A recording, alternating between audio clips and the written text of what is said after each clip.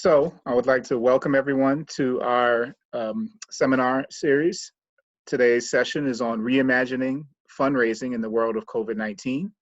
We're joined by Allison Malloy Hussey, who is our guest speaker today. And Allison is a development professional who has been working in the sector for more than 20 years. She served as the Director of Development for the Hattie B. Cooper Community Center, as well as Silver Line Mentoring. And currently she has her own nonprofit consulting practice and has offered her development consulting services to a variety of nonprofit organizations in the Boston area. My name is Eric Esteves. I'm the Executive Director of the Lenny Zakim Fund, and I welcome you all here. And just for some quick housekeeping, this session is being recorded. Hopefully it will also be live streamed.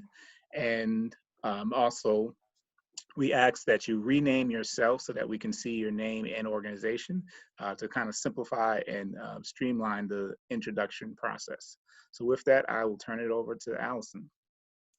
Great. Thanks, Eric, and welcome everyone. We're so happy to have you here today learning and this very surreal time, I think, for all of us. So thanks for taking some time out of your day to do this. So just very quickly, little bit of backstory of kind of who I am and what I'm doing. Like probably many of you, I did not plan to be a fundraiser. I didn't kind of grow up to be this. I stumbled upon this profession like a lot of us do because I was really passionate about a mission. I was an attorney in the juvenile court system and worked with young people in the foster care system. And that really opened my eyes to a lot of issues. And I got more involved in fundraising and development through the years, really out of necessity because it was so important for organizations to raise that money. So one of the first things we wanted to do today was actually take a poll and to see from your perspective, what's your role in your organization. So Eric's gonna do our technology piece here and put the poll up for us. And so you can weigh in and tell us what's your role in your organization. And again, we'd love it if you haven't already changed your name. Curious to know, are there EDs, development directors, development managers, development coordinators, board members, program staff? I always like to say to my clients that everyone in your organization's on your development team. And I think that's really true of small organizations too. So we'll give this, well, it looks like a lot of executive directors and some other people program, great, and development. All right, great. So I think we got, is that pretty much everybody, Eric? Yes. Okay, great. So lots of EDs, so welcome, thank you. And that's really helpful for me to know too, because I think this is really common, right, for small shops that the ED is wearing many hats and development is often a key hat that you wear and a priority, obviously, in bringing the money in for the organization. So that's great. So let's, good for me to know, and thank you. So let's go to the next poll, Eric, if that's okay. Okay. Do that next one. And I think I may actually put the answers to this one based on kind of what you guys are saying. So how many people are on your development team? So the just me, they are sole practice, and often as the ED, that's the case. Do you have other staff working with you? Do you have a big team? And this is really important, I think, for everyone to understand when we're giving advice to organizations. So as a client, I'm always really interested in watching the numbers come in here. A lot of the webinars that I've been on and how to fundraise or how to function during COVID-19 and through this pandemic have been kind of bigger picture and with organizations that have large development shops. And our goal here today is to really focus on smaller shops like yours, where it's either just you or you and one other person. It looks like a couple of people have bigger teams, which is great. Always more resources, the better. But we're really going to kind of focus our conversation today on small shops like yours, where there is, not a lot of people doing this work. Great. Okay, thanks, Eric. And I think we're good with that poll. We can pull that one down.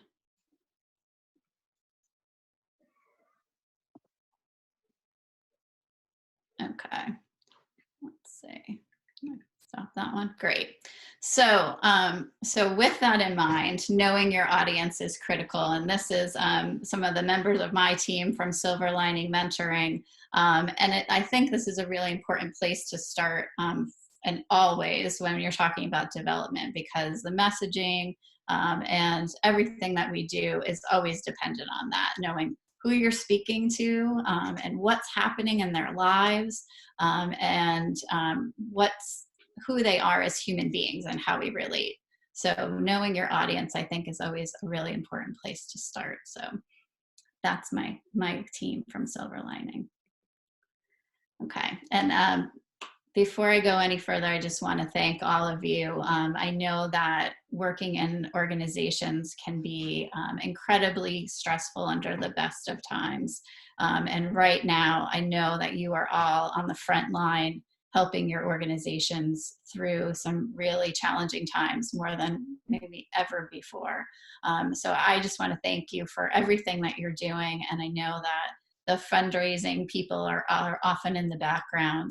But what you are doing in keeping your organization sustainable is critically important, and I'm really grateful for all the work that you're doing, so thank you. Okay, so this is why you're all spending time with us this afternoon, because this pandemic has hit, and we're all trying to figure this out. So one of the first things I want to say to you is no one knows. There are no answers really for what we should all be doing right now. What I'm trying to do as a consultant working with my clients is share knowledge as we're getting it, and learn from each other. So that's one of the things I think is beautiful about the Lenny Zakem Fund, and pulling resources together. We are all trying things out right now, and we are all testing best practices. So the goal right now is for us to share information as a sector and to learn. So again, that's why we're here. And hopefully the goal for today is that we give you some tools and feedback so that you all feel more equipped going forward. And with that, before I kind of move on, I'm just going to say that Dominique is going to be our question manager here. So please do type in the chat questions, and we're definitely going to leave time at the end so we can hear directly from you. We'll do some big picture, and I'm going to be pulling in some of my nonprofit partners here to share their stories too. Okay. So it's time for development. I think that I'm hearing this consistently across the sector, and from all the experts that I follow across the country. This is a time to really go back to basics and best practices. So as much as, sometimes it feels like we're kind of throwing up our hands and trying to do everything differently, I think that my recommendation for you all is this is time to go back to what we know we should be doing as fundraisers, and really focus on some of like the best practices. So what is development? If we were all in the same room today, which I wish we were, I would be asking you all to tell me what is development, and there'd probably be a lot of different answers that would come out. And I will tell you that when I took my first job as director of development, I didn't really understand what this word meant. It wasn't until kind of a few years later, as I was learning and reading, that I came across this definition, which to me is just where I start with every one of my clients. Development is not equal to fundraising. Development has three parts, and I would argue three equal parts that we should focus on. So there's planning, communications, and fundraising. And I recommend to all my clients that from a staffing perspective, you really try to invest your time and resources equally in those three buckets. So I'm starting here today really intentionally because that's how we're going to break down this conversation into planning, communications, and fundraising. Okay. So our next poll is, do you have a current development plan? And then I put in parentheses, before COVID-19. So I'm curious for all of you here today, how many of you kind of in January 2020 had a plan in place in writing that you were planning to go forward with?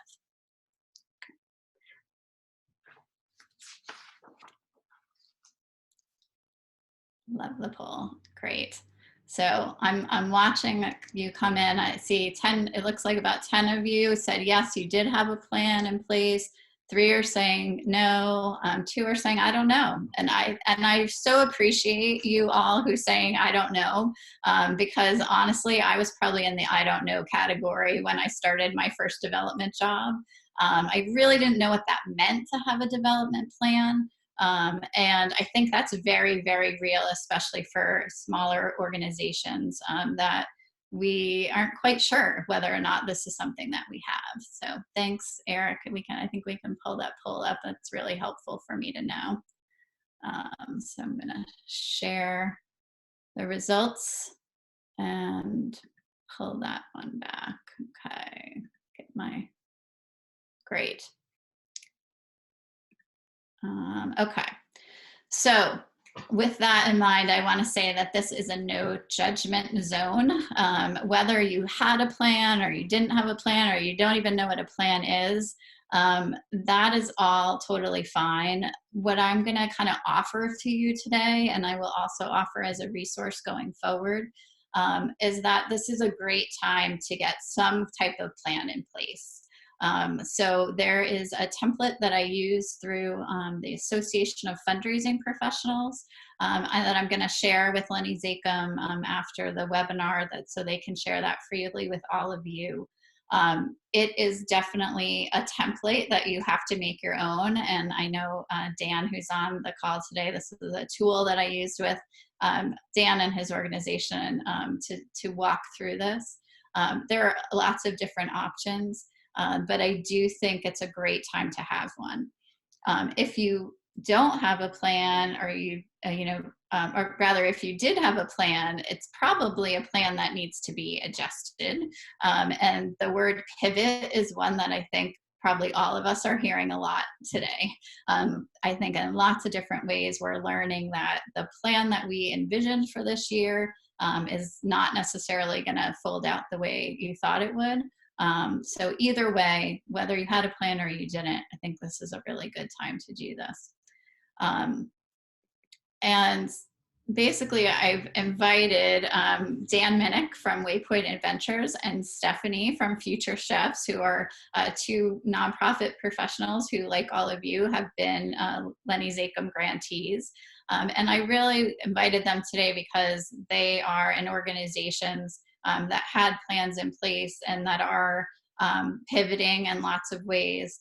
So I wanted to pull Dan and Stephanie both in so they could share some of their experience. And maybe Dan, I'll start with you. We can get you unmuted here.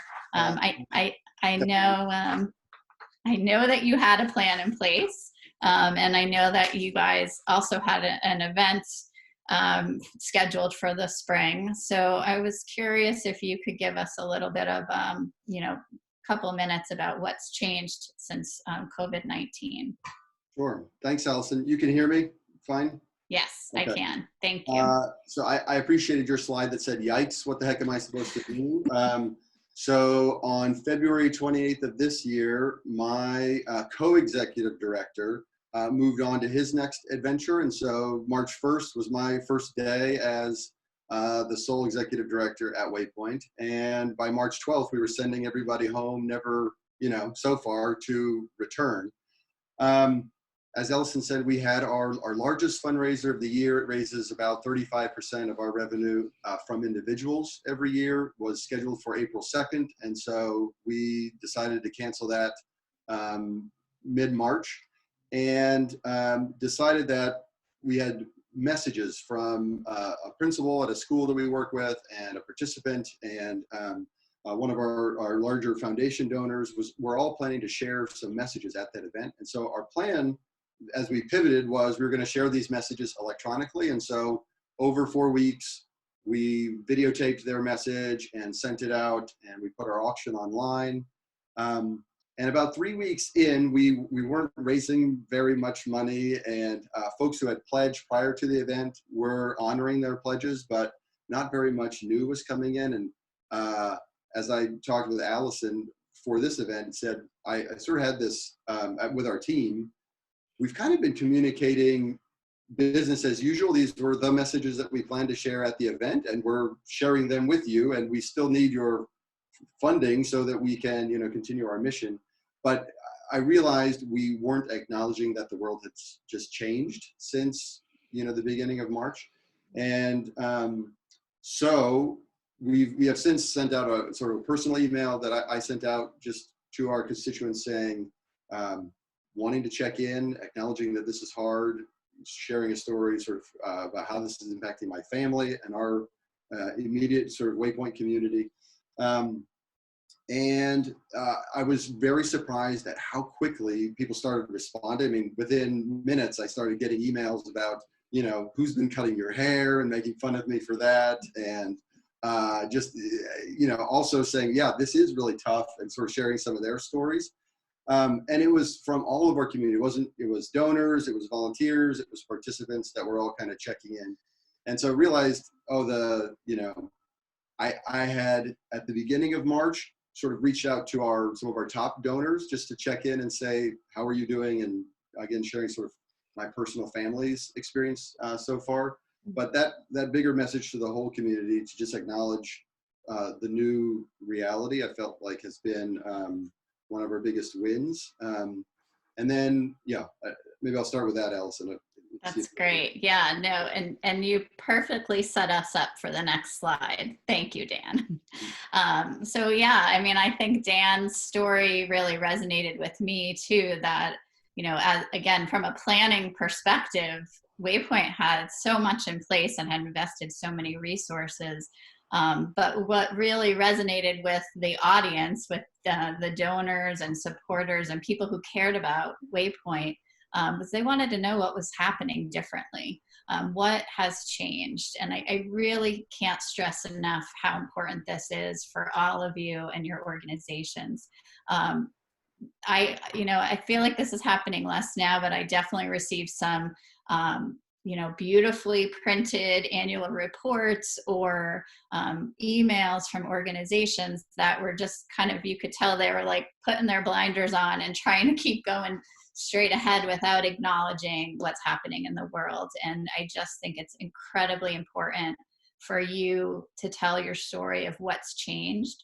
I think every nonprofit that I'm talking to is doing unbelievable things that they never would have imagined a few months ago. And I know I'm definitely going to pull Stephanie in to share what they're doing at Future Steps. But your donors need to know this. Your board members need to know what's happening.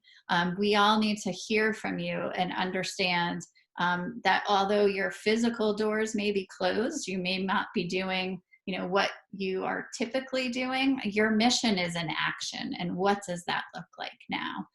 So sharing your story and getting that story together is just critically important. So maybe I will pull Stephanie in to talk to that piece too, because I know, Stephanie, you guys, as you shared with me, have really been doing some different work since this has happened. Sure. So, we're doing things differently too, and that's really started with what's happening. What our program team is doing. Normally, we work with teenagers in our kitchen. We employ them. They're doing work in our kitchen, and that's how we do our youth development, and it's how they learn a huge range of important skills. Now that everything's gone virtual, obviously that's not what our team is doing. So what they're doing now is really staying in contact with our students. These are low-income Boston residents, primarily in Roxbury and Dorchester, and they and their families are being hit so hard by the COVID-19 crisis. So our staff, we're in touch with them, we're assessing their needs, we're identifying students who have immediate needs, health and safety issues. And luckily we received some money from a couple of different grantors that we are using to meet their needs. And so people might not have thought that Future Chefs would be on the front lines of this crisis, but in fact we are, and we found a way to be doing that. And at the same time, the students are planning their online graduation event, and like our normal work is continuing, it just looks a little different. So all of this gave us an incredible opportunity to talk to our community, our donors, our constituents.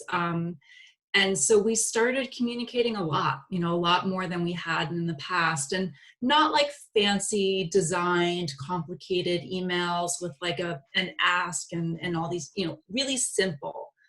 Send them out through MailChimp, but they don't have a lot of formatting. They look very personal and streamlined, and we're just describing what we're doing. And at the bottom, there's a donate button, but like the ask is not the message of these emails. And we've had such a wonderful response. We've heard from people who've been kind of quiet at the edges for a while, or people who haven't given in a long time, or people just responding with these really beautiful messages of support. And so they're responding. Their open rates are really high, and people are really, they're looking for this kind of connection. They want to feel close to something that is helping in the crisis. And so it's really working. That's great. Thank you for sharing that. I want to reiterate some of what Stephanie was just saying. I just was on a call with a client right before now, and her board chair, and she said, similarly to Stephanie, they were able to share some good news about funding. And she said, that was the only good news I had today. It was so great to hear from this organization that I support. So I totally agree with Stephanie. And I was so happy to hear from her how great the open rates are, because for all of us, right, we're always struggling with that. And we spend all this time on these emails and direct mail letters. And is anybody reading this stuff? And I really think I'm hearing consistently from all my clients that people are reading it. They're actually hungry to know more about what you're doing and what the good is that's happening during this pandemic. So again, sharing your stories, doing the emails. I have the old-fashioned phone up here on the slide. I know that's not the phone that you all will be using, but I really do think people are picking up the phone in a different way. People are, for better or worse, pretty isolated, and I think you may actually get them to answer your call. I guess what I'm saying to all my clients is three things. First, ask people how they're doing. People are in all different places right now. So whoever you're calling, please first say, how are you? How is this impacting your family, your job? Connect as a human being, which I think Dan really said, people were interested in his haircut and what was happening with his family. These are beautiful. Again, development, relationship building is very sincere and authentic when it goes well.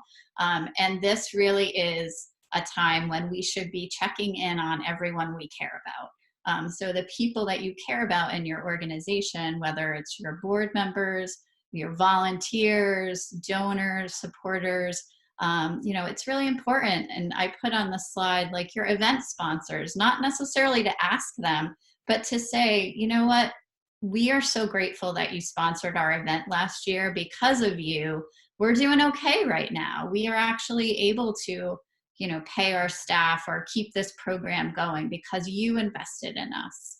And that's really important to hear too. And I'm talking to a lot of corporate donors, foundations, and, you know, they're not necessarily hearing that from organizations. They're hearing a lot of like, oh, what else can you do for us? But there's not a lot of, your gift in the past made an impact. And this is what we're doing now because of you. So just when you pick up the phone, you know, think intentionally about making those human contacts deeper, thanking people for what they've done, and also, you know, sharing your stories when appropriate, right? Depending on where people are at and what their capacity is. I bet they're going to want to hear good news from you, because I think we all, again, are craving that right now. And you have beautiful stories to share. Okay, so I just wanted to do 2 quick things, and Stephanie also talked about email already and the rates. I will say, I think I'm seeing a lot of long emails, how about I say it that way, with a lot of words. And again, this is back to best practices. A photograph or a visual image at the top of your email, preferably of a human face that has eyes and teeth, is what the marketing experts tell us. You know, that's really going to pull people in and make that connection. As many visuals as you can provide, the better.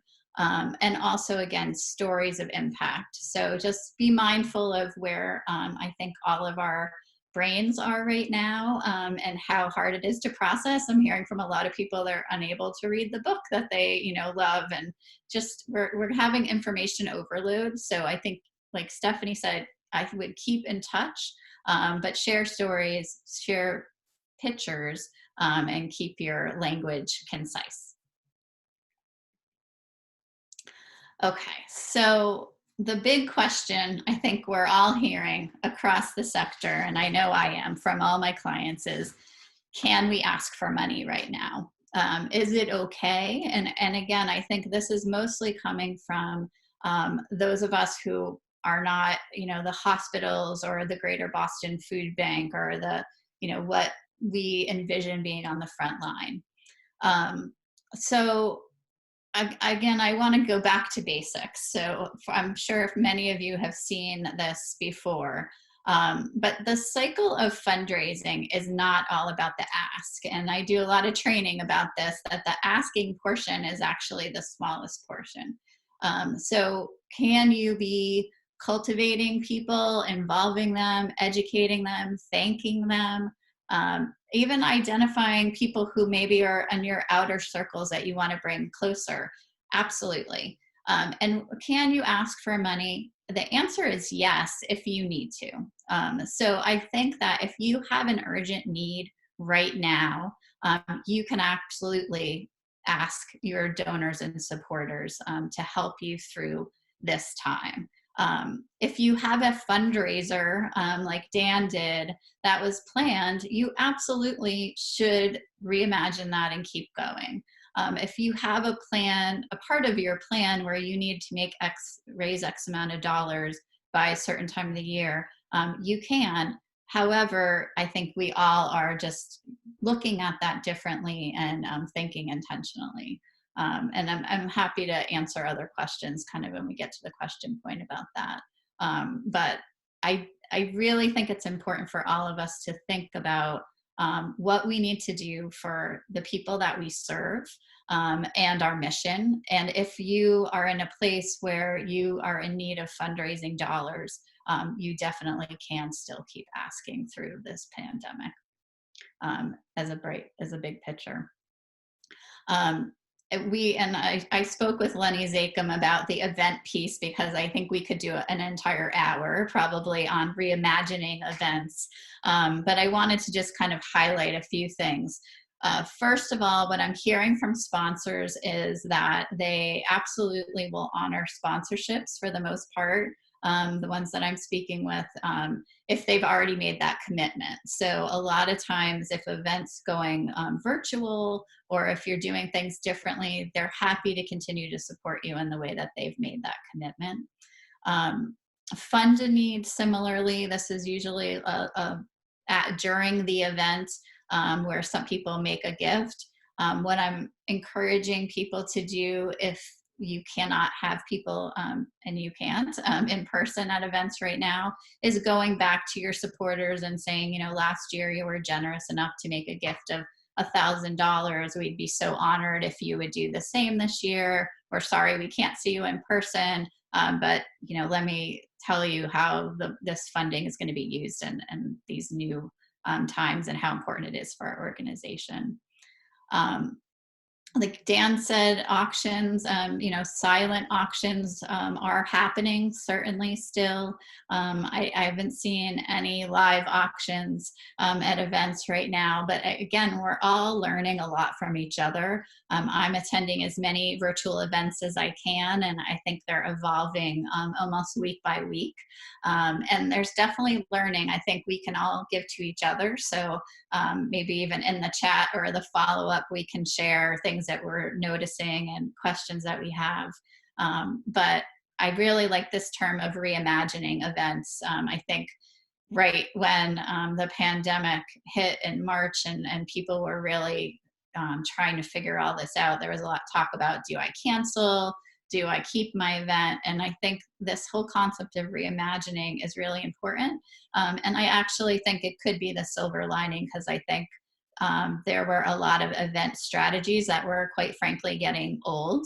And I think that, especially from a corporate sponsorship standpoint, there's a lot of people who attend, you know, 5 events a week, and who are really happy to do some virtually or to support you in other ways. So I do think this is a really exciting area for creativity and for making events mission focused and doing things that really will support your organization. And again, I think we may have a whole other conversation on that. Okay, so we do want to open this up to your questions. So I'm going to encourage you, while I'm kind of giving a few more highlights here, to feel free to type them into the chat. But I wanted to just kind of summarize some big picture thoughts before we jump to the questions. First and foremost, focus on donor retention. I think that everyone knows this is an area that is so worth our investment. And I'll speak for myself. When I was a director of development, it was a really hard thing for me to find time to do. I think that this idea that the people who've given to us in time, treasure, talent in some way, and are connected to us, are the people that we want to keep close. We want to tell them our stories of what we're doing currently. And we want to ask them to keep investing in us in whatever way they can as this evolves through the months. Generally speaking, and this is again kind of the word on the street, is that this is not a great time to be prospecting for new donors. Again, you may have people in your organization who have friends that, you know, they've always wanted to introduce and are interested. It's not a bright line rule, but for the most part, for your return on investment and where you should be focusing your resources, I would stick to people who've already made an investment in your organization. We've talked a lot about keeping in close touch. We've talked about the strategizing or planning, and I'm really encouraging my clients now to start looking at kind of June to December. And creating a strategy for that. So I'm very hopeful that in December, which is typically when most people consider a gift and do, especially individuals are giving, that they will be supporting organizations in December. And I think we need to just plan for that. So what do you need to do in the interim to be educating and involving and thanking, so that you are positioned to be able to ask for that year-end gift? Don't let them forget about you, and make sure you tell them why you matter. I know that every one of you on this call and all your organizations are doing really remarkable work in all of these areas. And it's really important to just keep your organization and your mission front and center with all the people that need you to, and your supporters, and keep them updated. Okay, so that was a lot of information that we tried to get to you in a pretty short amount of time. And so I think I'm gonna look to Dominique to see if we have any questions that we can answer for you all. Yeah, so Olu's asking, how often should you be evaluating your development plan? That's a great question. So generally, in pre-COVID-19, I would say probably like I would say monthly, I would want my team checking in on the plan to see kind of where we are to goal. So there's that kind of check-in. In this situation, it might even be more frequently. I mean, I think I always kind of look at my plan 6 months in to see if like I really need to do some major changes depending on what's happened, and some of it depends on your campaigns and your fundraising cycle. But right now, and then again, this is actually for me as a board member too, we're really looking at every month, where are we, what's our gap, and what are our projections right now. So probably you can't be looking at it enough, I think, in this climate of what's happening. You got it. All right, so from Rita, how do we get board members and volunteers to participate in our development plan? Well, maybe I'll see if Dan and Stephanie have any thoughts on this too, but I think one thing is setting really clear expectations of what you want your board members to do.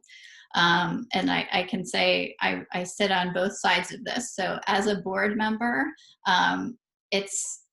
I realize that unless someone on the staff says, Allison, you know what, I really need you to call this person and invite them to this event, or here's our Giving Tuesday email, can you send it to 3 friends?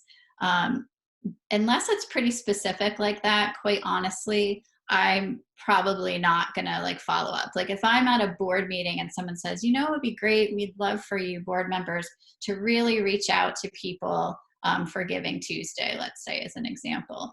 And I nod my head and I think that's a great idea, I'm definitely gonna do that. But unless someone on the organization follows up and says, Allison, here's a template of what we were thinking, here's the email that we sent, can you please send this to 3 people? That I think is one of the gaps of what happens often from, you know, a great idea to like, how do we help board members implement? So I'll ask Stephanie and Dan, not to put you guys on the spot, but any thoughts of how you've gotten board members specifically engaged? So we, very similar to what you were just saying, Allison, we did a Giving Tuesday campaign Tuesday this week, and we asked our board members all to, our campaign was Together We Cook. And so we asked everyone to take photos of themselves cooking at home, which is something everybody is doing, and to post it on social media. And our students did the same thing. So that was a very specific ask of our board members. And then it got on their social media, and you know, their contacts all saw their involvement. And so it was easy. It was something that we can all identify with right now. And it was fun. That's awesome. Great example. I love it. Dan, you have any? Yeah, I think the general asks are hard. So we did something similar where we asked, we've been talking about how are we adventuring anyway? And so just how we're, you know, we can't gather in groups, we can't go on adventures, but many more people are taking walks in their local neighborhood than before. And so we asked similarly of our board members to please, you know, post on your social media about how you're adventuring anyway and tagging back to Waypoint. Yeah, it's interesting. I keep having to coach board members through, like, it doesn't matter what I think, it doesn't matter what you think, let's just listen to the fundraising professionals. And so this is what I heard Allison say on the webinar, or this is where I got this information. And when I tell them in that way and I ask them something specifically, I have found they're much more likely to do it. Otherwise, people have their own comfort levels, you know, with Mm. asking friends to consider going to an event or looking at an auction online. And most of them are not comfortable with it. And so Mhm. I feel like there's often excuses until I provide some rationale for, this is not just me saying you should do this, but this is your responsibility as a board member. And this is who is telling me I should tell you to do this. And sometimes that has helped change Yeah. their opinion and gotten people to do things where they were Mm. initially saying, you know, they were kind of fighting the strategy. So Yeah. That's great. Yeah. And I was going to say, Dan, and I know we did this with your board, like training is huge. And honestly, and I can get this resource. There's a great book that I'll plug by Andy Robinson called How to Train Your Board and Everyone Else to Raise Money. And I've been thinking a lot about, obviously, I usually do these trainings in person. Oh, Dan has his coffee. That makes me so happy. But these are great bite-sized, like half-hour trainings that I'm actually going to start. I think you can do them virtually too, like even with surveys or a little, you know, I think it might be a cool interactive thing as we're doing all these Zoom meetings to get boards more engaged. But I do think, again, like when I was a director of development, like many of my clients and most of us in the sector, I was frustrated with my board and I asked them to do this and nobody did it. And I think it's been really helpful for me to sit on the other side as a board member and to realize that, you know, boards, that we are volunteers sitting on boards, we have day jobs, we have families, and organizations really have to unfortunately hold our hands as board members to really get to do and small, I would say smaller the better, small steps of things that we can do to help. Great, thanks. Dominique, do we have any Yes, we have a other bunch more. questions? Great. Yeah. So from Nessie, how often should we be keeping in touch? Personally, she's getting a lot of emails from nonprofits she supports, and she doesn't want to overwhelm supporters. That's Yeah. such a, yeah. I mean, I think that the emails that I'm getting generally are the blast emails that go out to everybody, right? And I will say, and this is my job, and I try to read almost everything I get from organizations. I do a quick scan to see if there's anything. If, you know, I get an email from you, Dominique, that says, hey, Allison, you know, just wanted to give you this quick update, I'm reading that whole email. And again, this is, I get so much more work, right? But even if you're sharing a story, you know, like you get off the phone and you hear your staff I keep hearing about teachers who are delivering, you know, food to families and all these amazing things that people are kind of going above and beyond right now, right? So if I got an email from Dominique saying, just wanted you to know, you know, one of our teachers just delivered to this family, they were over the moon, and, you know, this is exactly what we need to do right now, and we're so grateful and wanted to share this great story again, share some happy news. I think that's what we have to do now, is really personalize everything and get people's attention. I really think it's hard to get people to read those blast emails. So as much as you can break down, segment your list, personalize, and maybe that's a great way to get your board involved too. You know, can they send it to the 10 people they brought to your event? Here's the story, we lay it all out for them, but just give people an update. It's really important. Sure. And there's another question.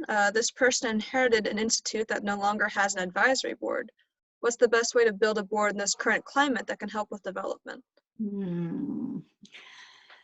Yeah, this is hard. I mean, it's interesting. I've actually been thinking about reaching out. It's kind of big picture to people saying, you know, are you interested in being on boards now? Because people are hungry to help.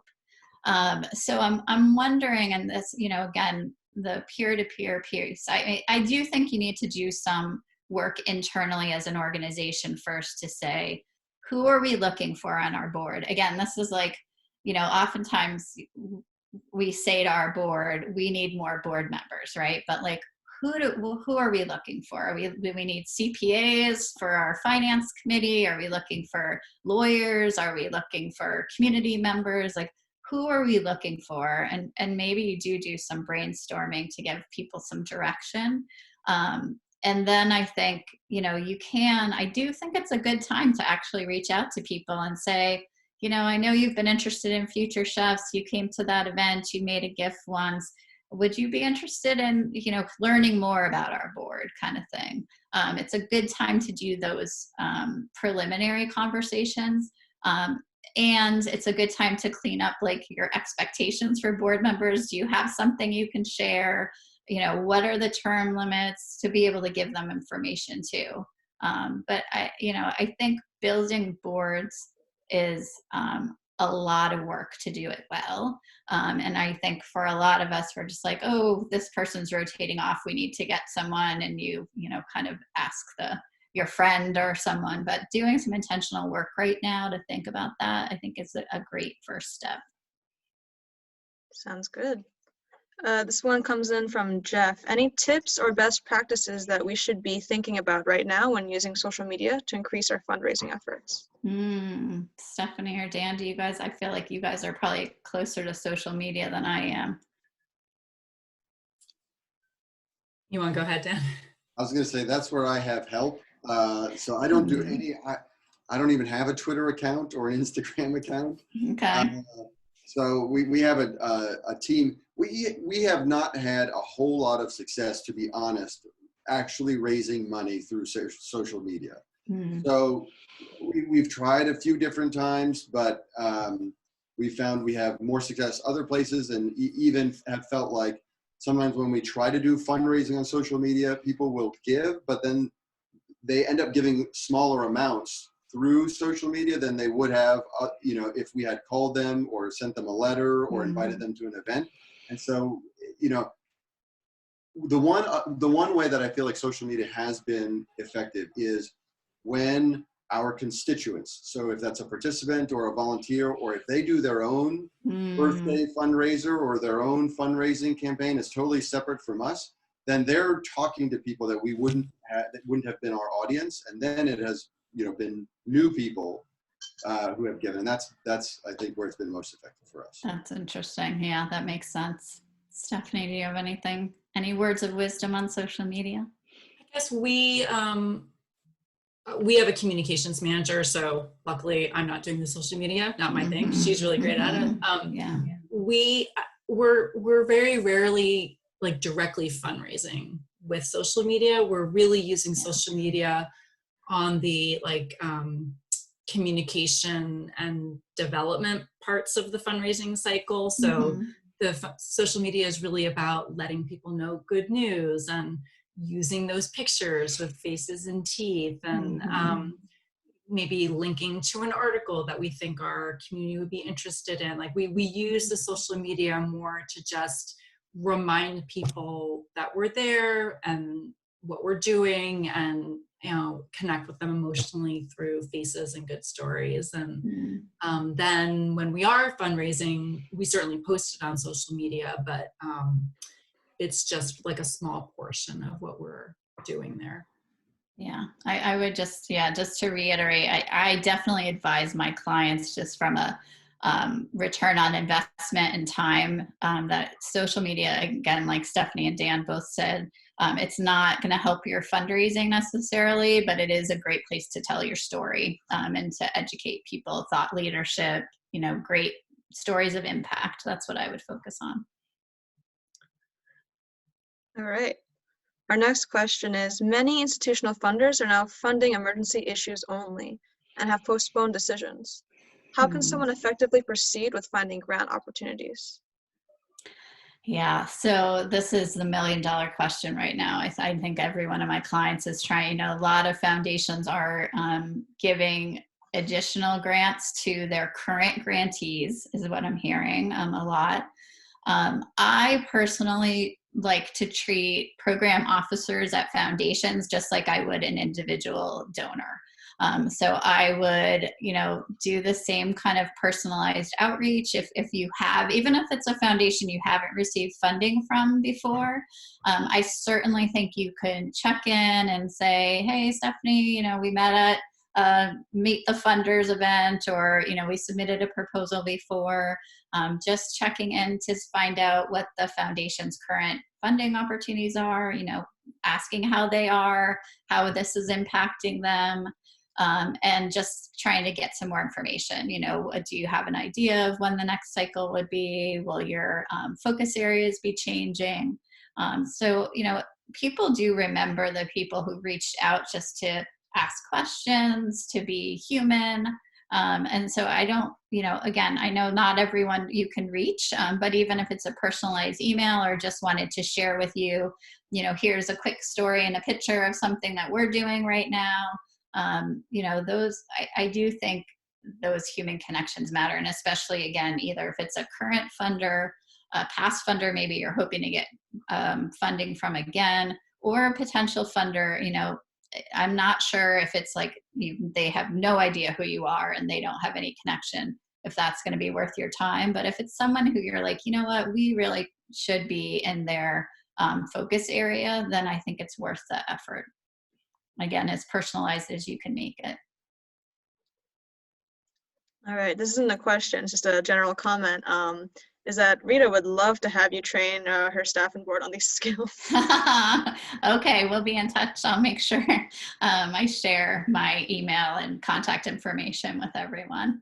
Thank you. That's nice to hear. Yeah, I really think board training, and Dan and Stephanie, you guys can come in.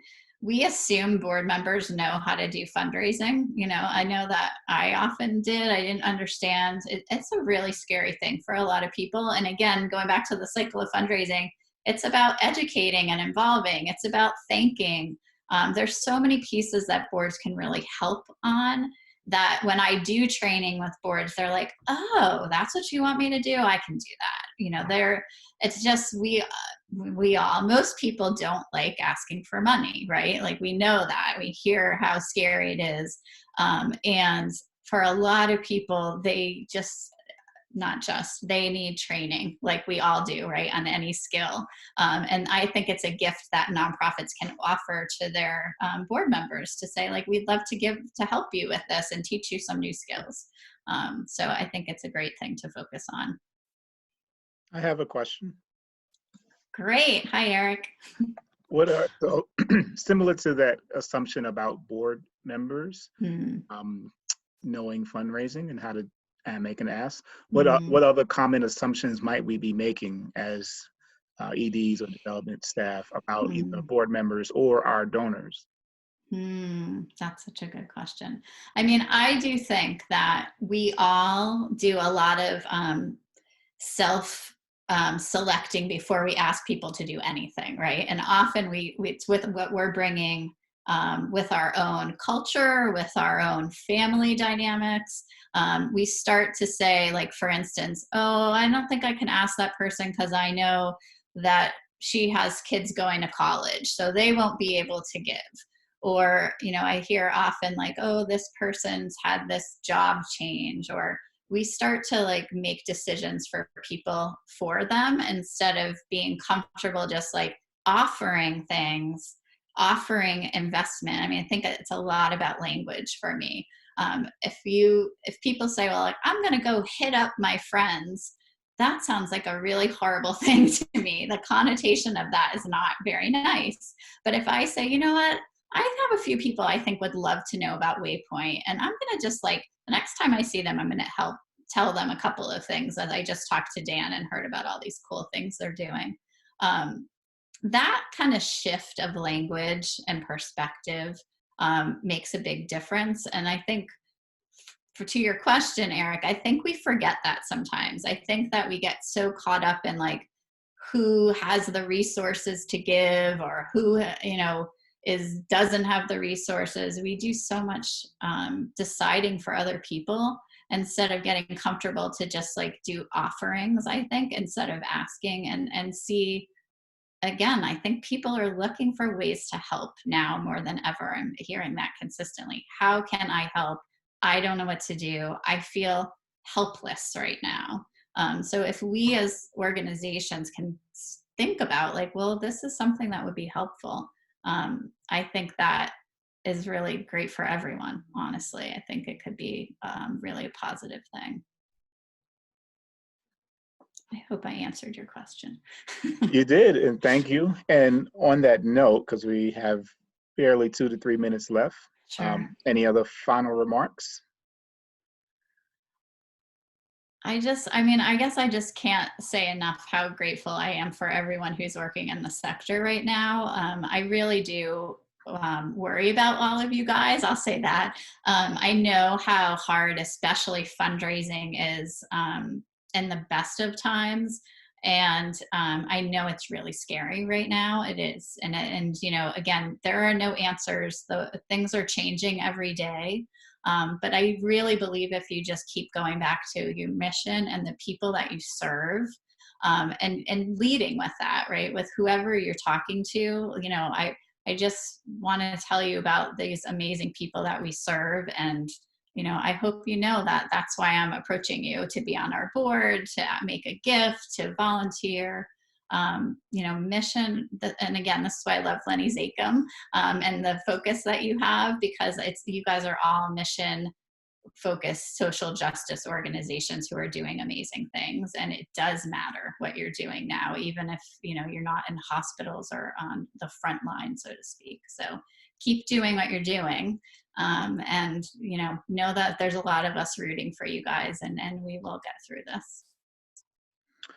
Well, thank you very much, Allison. Also, Thank thank you you. to Dan and Stephanie as well for joining us today and sharing your expertise with all of us. We certainly appreciate it. And for all of you who are attending, thank you for joining us. And know that the information and slides that we've shared and presented will be available afterwards. And we also were live streaming via Facebook. So a couple of folks were just watching it via Facebook. So there'll be video footage that you can share with your colleagues afterwards as well. So thank you Awesome. again. And I hope everyone Great. gets outside, because I see some blue skies. Nice. Thanks, Eric. Thanks, Have a great day. everyone. Take Be care. well. Take care.